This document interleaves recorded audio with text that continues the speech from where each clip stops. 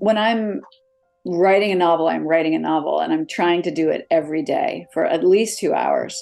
And it does have to be a very disciplined thing. And there are so many days that don't go well. Either nothing comes out or stuff comes out that you don't like, and I think you have to be sure not to judge it because you're not a very good judge of what you're writing while you're writing it. You're a much better judge a week later.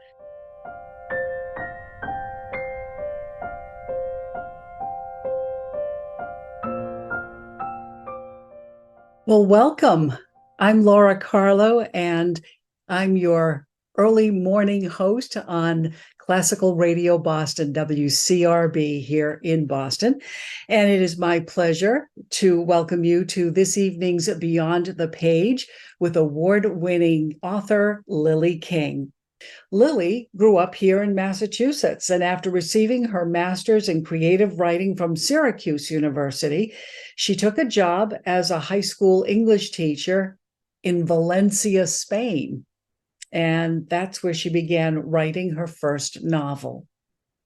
8 years, 10 more moves all over the US, and many bookstore, restaurant, and teaching jobs later. Her first novel, The Pleasing Hour, was published. She's now the author of 5 novels and 1 collection of short stories, receiving awards such as the Kirkus Award, the New England Book Award, the Barnes & Noble Discovery Award, Whiting Award, and so many more. Ms. King was included in Time's Top 10 Fiction Books for 2014 for her novel Euphoria, as well as on Amazon, NPR, Entertainment Weekly, and Publishers Weekly. To talk more about all her work, please welcome Lily King. How are you? Hi. Again, we're encouraging our listeners to send questions if they have any for Lily King, but I'm going to get the party started, if you will. Thank you for joining us tonight, Lily. We really appreciate it. Oh, thank you. I'm so happy to be here. And hello, Massachusetts. I miss you. Well, we miss you too, but you're next door in Maine, and Maine used to be part of Massachusetts, so we're all cool. I like to do a past, present, future type of progression in my questions. So let's start with when you knew you wanted to be a writer. Was it as a child, a teenager, or older? It was definitely as a child. I have a few memories. My memory is that I read Judy Blume. First, Are You There, God, It's Me, Margaret, and then It's Not the End of the World. And at some point between one of those books, I think it was Are You There, God, It's Me, Margaret. I loved reading, and I always loved reading. But now I was about 8 years old, and I just thought to myself, I want to write books like this because I'd never. It was so realistic, it was just families and dialogue. And before, all this other stuff I'd read was very, fantasy or talking animals, or this was the first kind of realism, and I really responded to it. And I remember thinking, oh, that's what I want to do for my career. But apparently my mother had a different story, and she said that when I was about 6 years old, I went downtown to this friend of hers who was a dressmaker, and I rode my bike and I had my little pad, and I told him I'm going to be a writer when I grow up. But I have no recollection of that. Wow. Or of riding downtown alone on a bicycle as a 6-year-old. So did you find yourself writing little bits for maybe when you grew up and wrote your big novel all along, or was it I'm going to just be a novelist when I grow up, and then you put it off until you grew up? Yeah, I think what happened, we didn't ever have any creative writing of any kind in grade school until 8th grade. And there was some sort of assignment, like um, write instructions, like how to make, I think I chose how to make a peanut butter and jelly sandwich, which was pretty much my favorite food. And I remember having fun with it. And it was the first time that I'd actually kind of really played around. I'm sure I wrote letters and stuff, definitely, and notes to friends. But that was the first time that I kind of had fun writing for school. And then I went to a high school that offered creative writing junior and senior year, and I took it both years. And then I was completely hooked. Wow. All right. So almost everybody thinks that they have a novel in them. In fact, one poll did a survey within the past year that said over 70% of us think that there's a novel inside. So the thing is, very few of us ever put pen to paper. Any thoughts on why that is? Well, it's scary. I mean, it's a huge time commitment. And it's one thing to, feel like you have it in you, and another thing to sit down day after day and do the work. I think it's just, it takes, a certain amount of discipline, and also a certain amount of, risk factor. Like, it's not your people aren't used to really doing things that don't kind of have a guaranteed outcome. I mean, you could spend 5 years on this and fail. Like, that is it's as kind of unpredictable as opening a restaurant, and I think I don't know. For me, I was just sort of young and dumb and foolish, and I didn't have any other options. I wasn't good at anything else. I mean, I think a lot of people are good at a lot of things, and they often choose sort of the more sensible thing. But I also really urge people to take that risk, because, even if it doesn't, I don't know, find a publisher, find an agent, it's an incredibly fulfilling thing to do. You're so surprised by what comes out, and you think you have an idea, but when you actually apply it and really start writing it, you have so much more to say than you thought you did. So that brings me to the question about process. Do you get inspired and have to sit down right away and start typing? Are you disciplined? I'm going to sit down and start writing for 2 hours every single day, and I don't budge from that, or something in between. What do you do to put your words on paper? I mean, when I'm writing a novel, I'm writing a novel, and I'm trying to do it every day for at least 2 hours. And it does have to be a very disciplined thing. And there are so many days that don't go well. Either nothing comes out, or stuff comes out that you don't like, and I think you have to be sure not to judge it, because you're not a very good judge of what you're writing while you're writing it. You're a much better judge a week later. But yes, I discipline, especially for a novelist. I think there are other forms. I think poets, have more of a tendency to wait till they're inspired. Novelists are really like bankers. Like, you put in the hours. I do, Monday through Friday, and I take the weekends off, just because I got used to that when I had kids. I mean, I still have kids, but they don't live at home. And I think the discipline part of it is very important. But then when a novel's finished, then you have to do all kinds of other things, and you're not writing every day. At least I'm not. And then when I start writing again, when I get the idea that's going to work, then I have to retrain myself. It's not. I have to retrain it every single time. So what happens when you're washing dishes or driving down the road and the idea happens?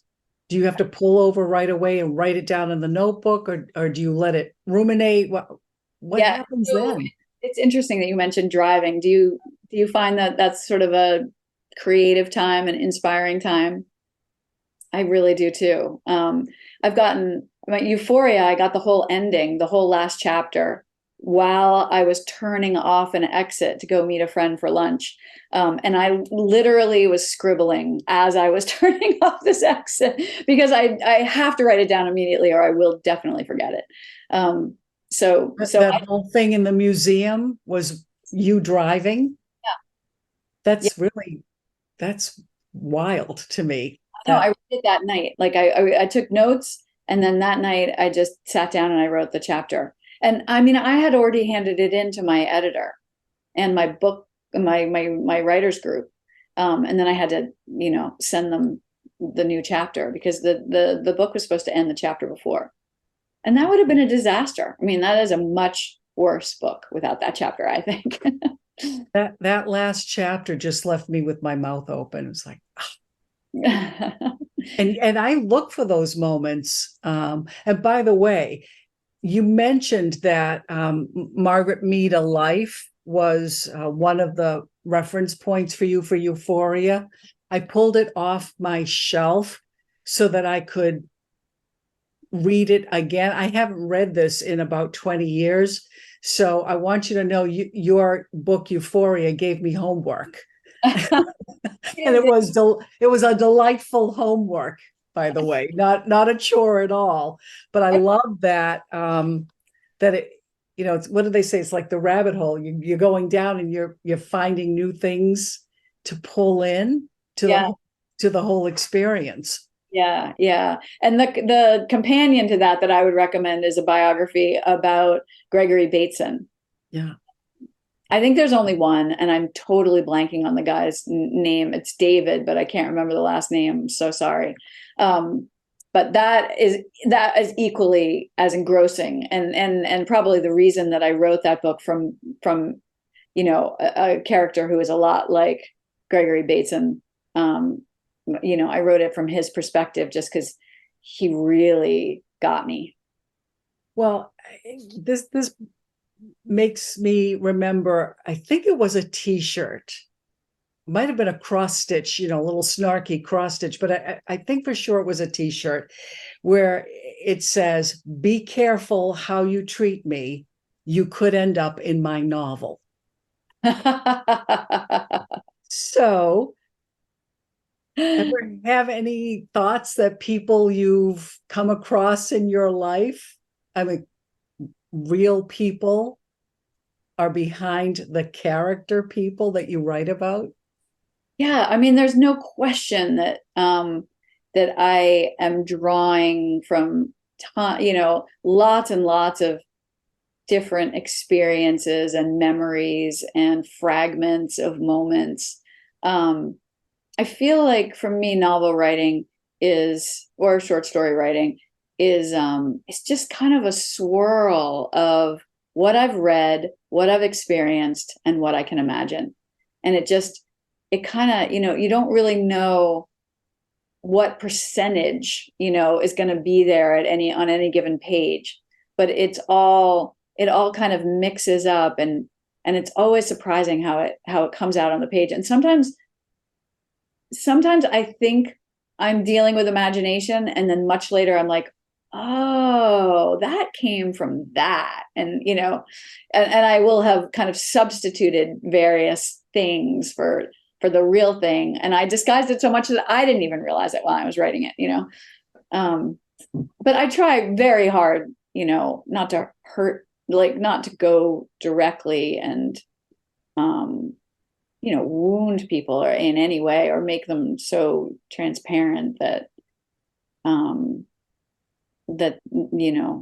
they would be hurt by it.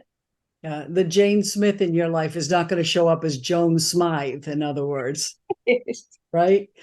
Right. So I'm famous for writing notes in the books that I read. And I have writers and lovers here. And there was a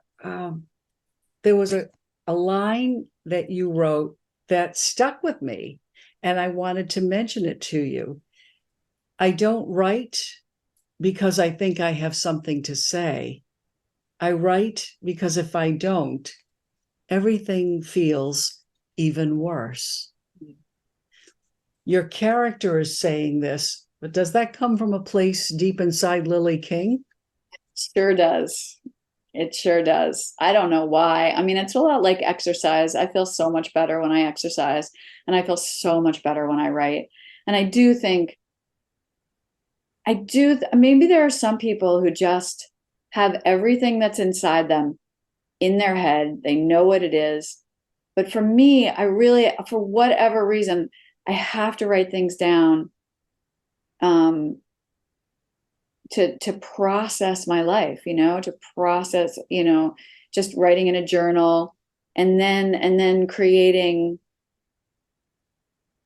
I don't know, just imagining another world. I think also, I mean, it has to do with getting things up and out, but I also think it has to do with control. I think why I was so attracted to writing from a young age is that, my family life was very out of control, especially in high school when I started really getting serious about writing. And I do think that there is a way in which writing makes you feel like you have more control over a world that you've invented, and you get to say what people say. And I'm not a very controlling person in real life, I don't think. And so I think that's the way I kind of exercise that muscle in some way. Now, we have to take what our past was into the future, because that's what informed us, what shaped us, and comes out in our work, I think. Well, we have some wonderful questions already from our listeners and participants. So I thought I would share one about the best piece of writing advice you've received that you still use in your writing. That's such a good question. I kind of have a pat answer to this, and I know I've said it many places before, but it really is true for me that my best piece of writing advice I got from the Nike ad, just do it. I mean, that is there's no other way around it. I have spent, probably years of my life trying to do other things in preparation for writing, or I don't know. I feel like you make so many excuses. Oh, I can't write today because of this. Oh, next week's going to be too hard. That kind of thing. Oh, my study really, really is a mess. And truly, truly, my study is such a mess. And I've created a place where you can't really see it because it's all on the ground now. But I just think, just do it. And I know that Kingsley Amis said, the art of writing is the application of the seat of one's trousers to the seat of one's chair, or something, or the cushion of one's chair, or something like that. Also, a good one. A question about Euphoria. Euphoria is one of my all-time favorite novels, and I recommend it to everyone I know. What led you to write a novel based on historical figures? I didn't mean to. I truly, truly didn't mean to. I thought I was going to write something else entirely. And a friend took me to a bookstore that was closing, and there was hardly anything there. And I bought the Margaret Mead book for $5, and I really thought I would never read it. And I think I was bored one night, and I just picked it up, and I was completely just hooked. Not thinking that I would write anything about her. I was just really interested from the moment that book began. I was interested in her little childhood, which normally can be kind of the boring part of the biography. But then I got to when she was 31 in Papua New Guinea, and she just married her second husband. And from what I can tell, there were only 3 anthropologists in all of Papua New Guinea, and she happened to fall in love with the other one. and there's just this part. It's only like 11 pages or something, but it was.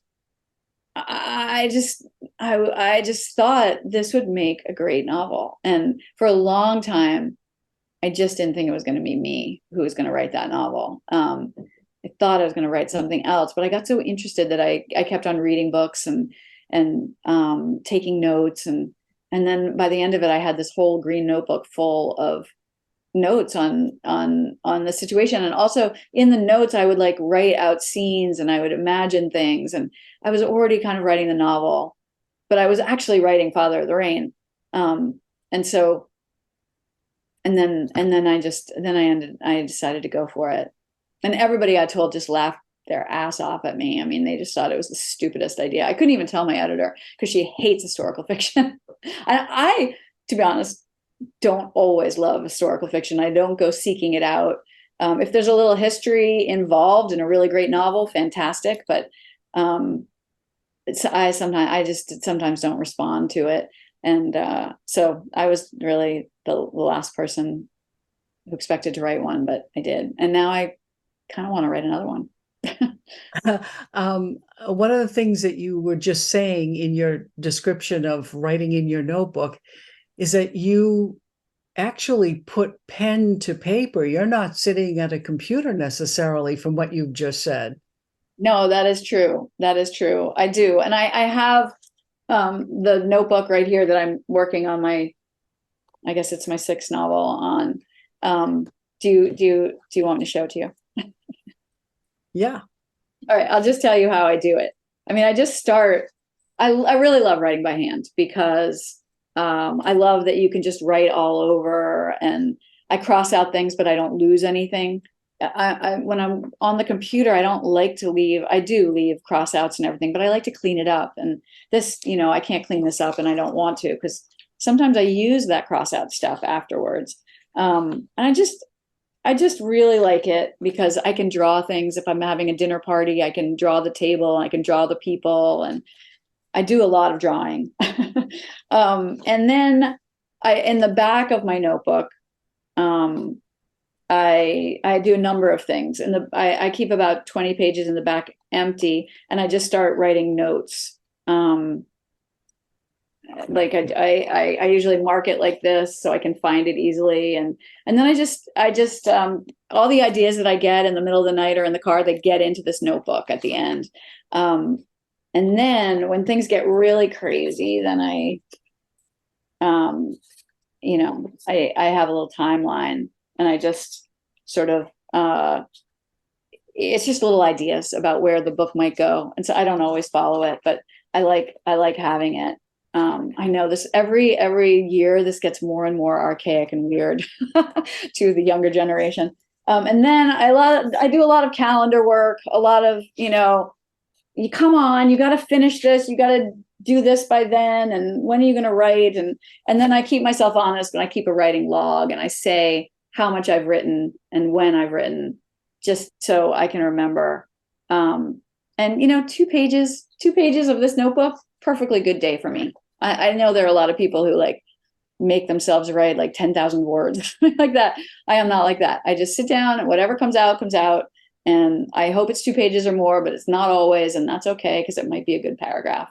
And so then when I'm done with that, then I put it all on the computer.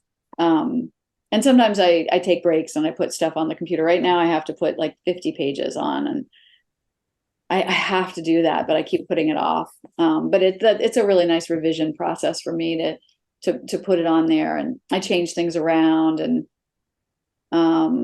with the writing handwritten, I'm very interested in allowing myself to write whatever I want to write and not worrying about kind of this critical voice. I try to keep the critical voice out of the handwritten phase, and then when I put it on the computer, then I get a little more critical, but I also have the creative, we're kind of working together.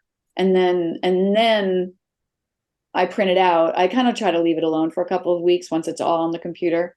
And then I begin the real critical process of just fixing it all. And then that takes many drafts. No, I'm with you. I mean, my questions for you today are all on paper with pen. Oh, good. I totally get that. I'm glad to know that I'm not the only one. We have a question from Vermont. Is there something about writing from the state of Maine that helps you with the process? Maine has been a great place for me to write. And I don't know why. We moved here because we had just had our second child, and we were living in Cambridge. And it was really the parking, to be honest, and the red lights that were getting me, because my kids would just scream at every red light.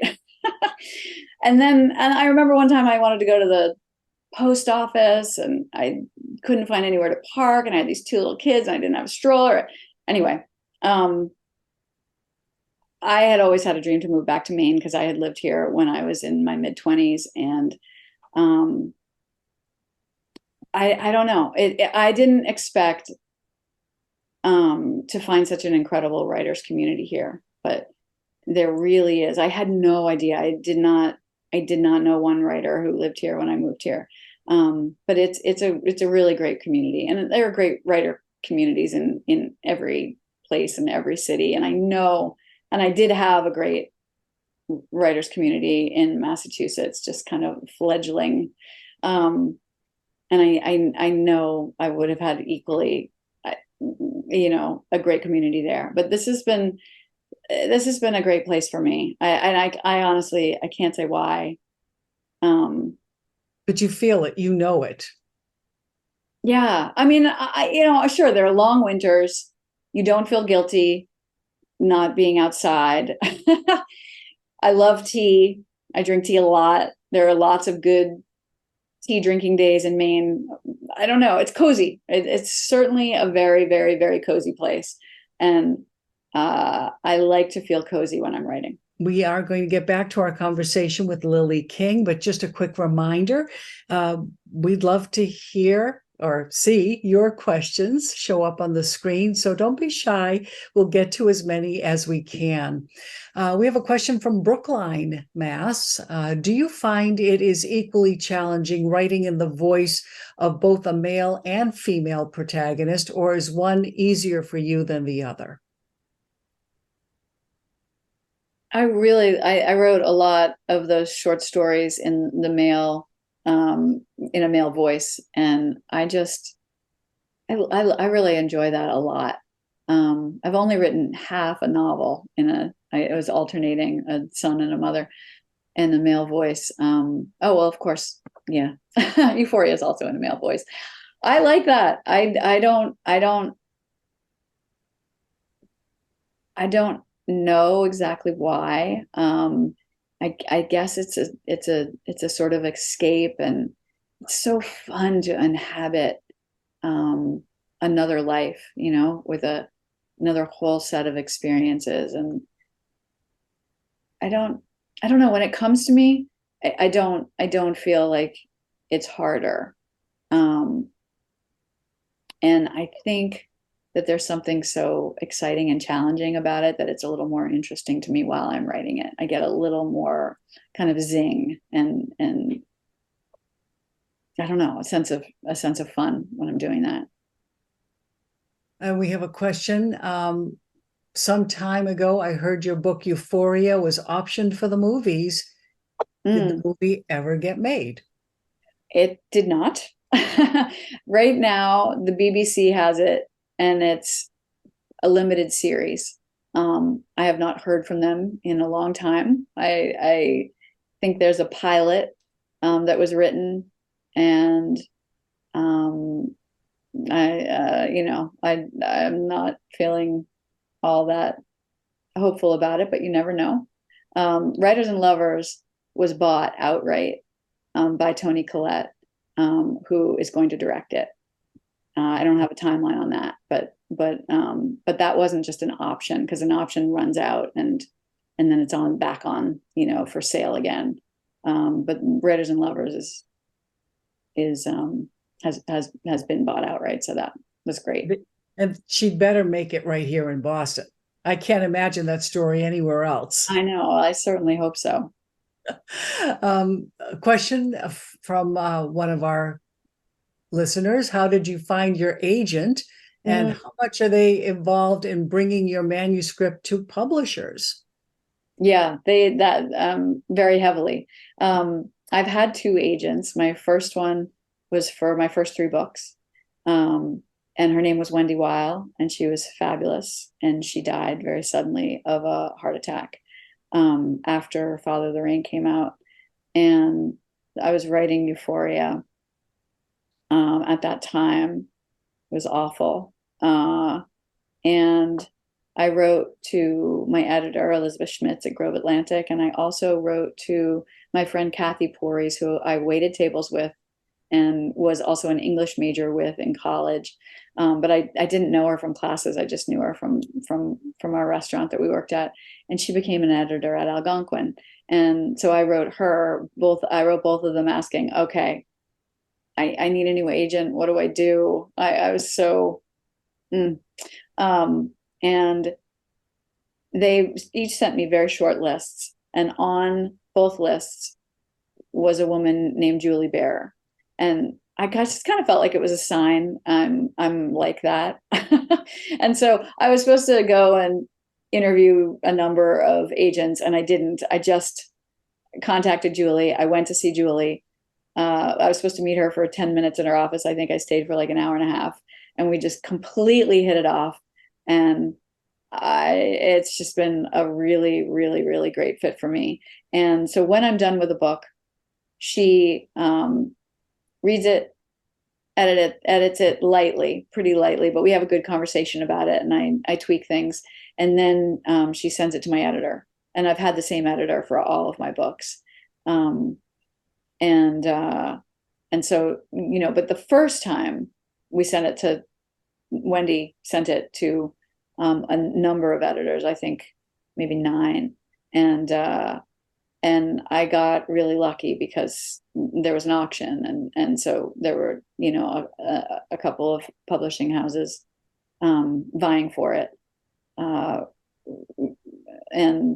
But I found it much harder to find an agent than a publisher. I was a long time finding Wendy, and it took her a long time to read it, and then it took her a long time to respond after I had handed in a revision, and it was a very slow, frustrating process, and completely different than when I found, when I got an editor. That was a very fast process. So I was lucky, and everybody has a different experience. But agents, especially for novels, are really crucial. Okay, so we're not going to go it on our own. In other words, those days are long past, right? I mean, I think every now and then you will definitely hear a story like that. But for the most part, I think it's to get, editors are swamped, especially now that they come electronically. I sent all mine in boxes, and now they just come in an email, and I think it's like hundreds a day. And so when it comes within an email from an agent that they know, it just, you have just a much better chance of getting read.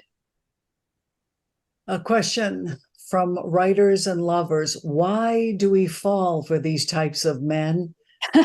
Loved the woman. Wait, I'm sorry, I was laughing. I didn't hear the last part of that. Why do we fall for these types of men, but loved the woman? Well, it's funny. I think it's interesting that this person is taking, I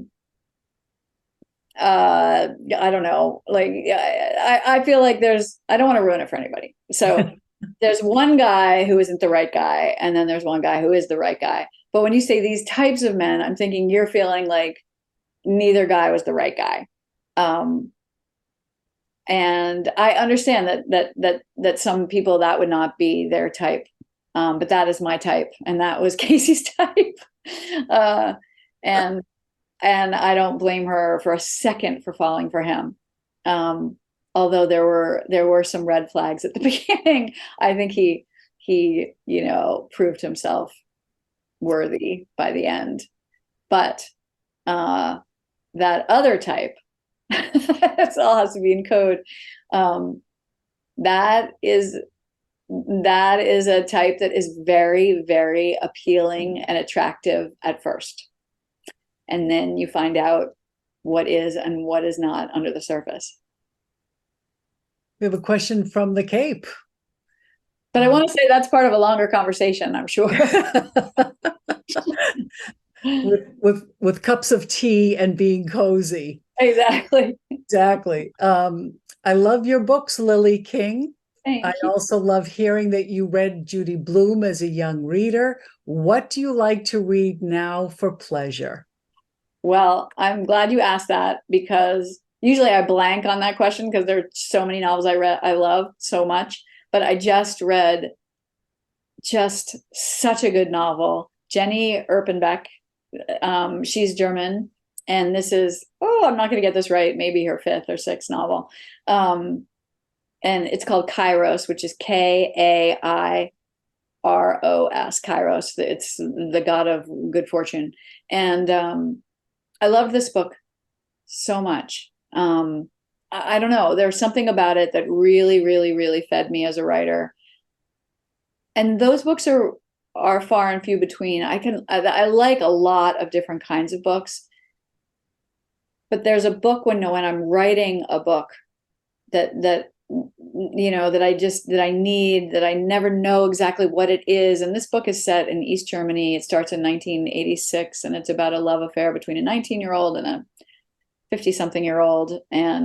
But the love affair, it's really interesting because I usually am a sucker for the love affair, but the backdrop is the wall is going to fall. And that tension is the real tension in the book, is the political tension, and how they're going to navigate that, and just reading about what it's like to live in East Germany in 1986 and have been raised, because this 19-year-old, doesn't know anything different. And the way politics, the way it's all woven into the relationship is so fascinating and so skillfully done. She used to be an opera director, and you can tell because she's just orchestrating this book in so many ways. I just loved it. I can't say enough about it. I have a lot of other favorites, but But was that was the first book by her you had ever read? yes, I own three of them. And if you go to Europe, they're on the tables. She's so big in Europe and not very well known here. So twice I've gone to Europe and gotten her books and brought them back and not read them, which is just a mistake. But now finally I'm turned on to her. So now I'm reading another one by her. She's phenomenal. We have a question that says, I enjoyed reading Writers and Lovers. Your description of working in a restaurant was quite accurate. I thought so too. What was your inspiration, and was that based on real events? Yeah, I mean, I definitely drew from my own experiences for that novel for sure. I worked in a restaurant in Harvard Square, and many, many restaurants in many different states. Just a lot. I mean, basically a career waitress while I was trying to write novels. And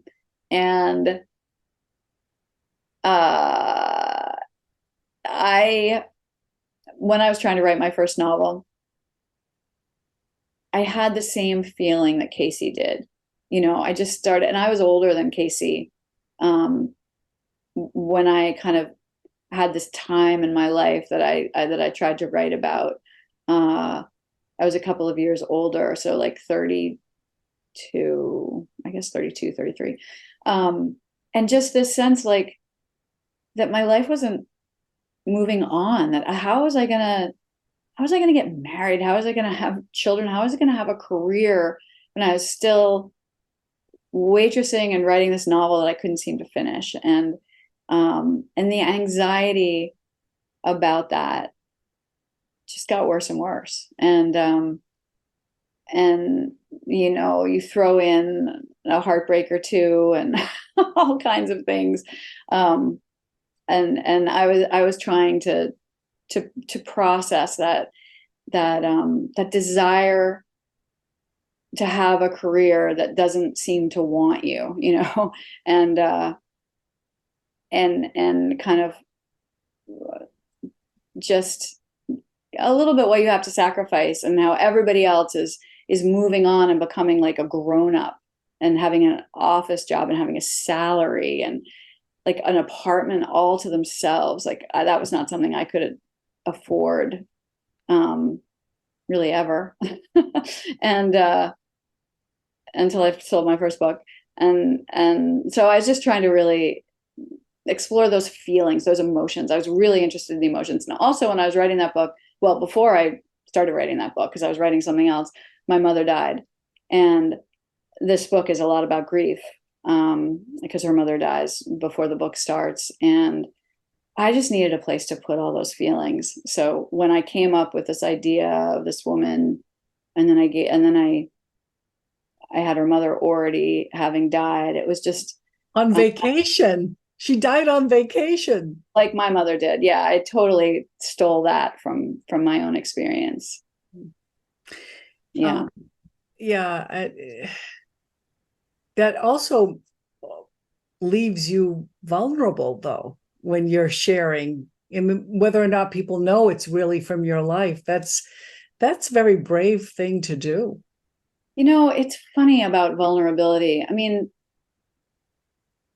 I mean, the conversations that I've had since I wrote that book with readers, um, it's just been like, this was such a little tiny personal experience that I had, trying to write my first novel. And I just thought, when I was writing it, I thought it was so bad and so not interesting to anybody. And um, I don't know, there's something about hearing from people and having people say, this is exactly how I felt. It is so, it is does not make me vulnerable at all. It makes me feel so glad and so connected to other people, and as a result stronger. And so it's just sort of the opposite. Weirdly, you feel vulnerable when you're writing it alone in your study, and you feel like you're failing every day. That's where the vulnerability is. But once it gets out in the world, it just, I don't know, speaking whatever truths you have inside you, however it comes out. And sometimes real truths come out in a completely fictional way. It's a very empowering thing. We have a question. Are you more of a plotter Mm. or a pantser? Thank you so much for answering the question. Okay, a pantser, like by the seat of my pants kind of Yeah, thing, I think. yeah. Uh, well, I mean, I'm not a plotter in that I can't sit down and write all the plot points. I think what I do is I have this idea of an emotional arc, an emotional sort of journey that I want the character to go on. And I usually have a sense of that journey, that emotions, like what emotions that character will feel. I have a sense, a little bit of where they'll start and where they'll end up, and maybe a few things along the way, kind of an arc. But a lot of times it's just the emotion, and I have to find all the events that are gonna happen. And so I'm really, really kind of feeling my way, kind of intuitively, and not, I mean, I have my little timeline of things that I think could happen, but they don't always happen. So I'm a little bit of plotter in that way. Um, but I'm very flexible. And if something's not working, then I'll do something else. And I don't get locked into to anything. Do you surprise yourself? Yeah, yeah. I mean, some things that I think I'm aiming for, I've been aiming for like 3 months, and 100 pages. I get there and I'm like, oh, well, this is not working. And then, with Euphoria in particular, there's this one scene where they have a breakthrough and they're all together. And I was writing the whole book toward that scene, and then I got there and I felt like I couldn't do it. I just had terrible, terrible, terrible performance anxiety, where I felt like I built it, and then I couldn't deliver the scene that I built everything for. There was just too much pressure on it. But I didn't give up on that. I wrote it, and I wrote it again, and eventually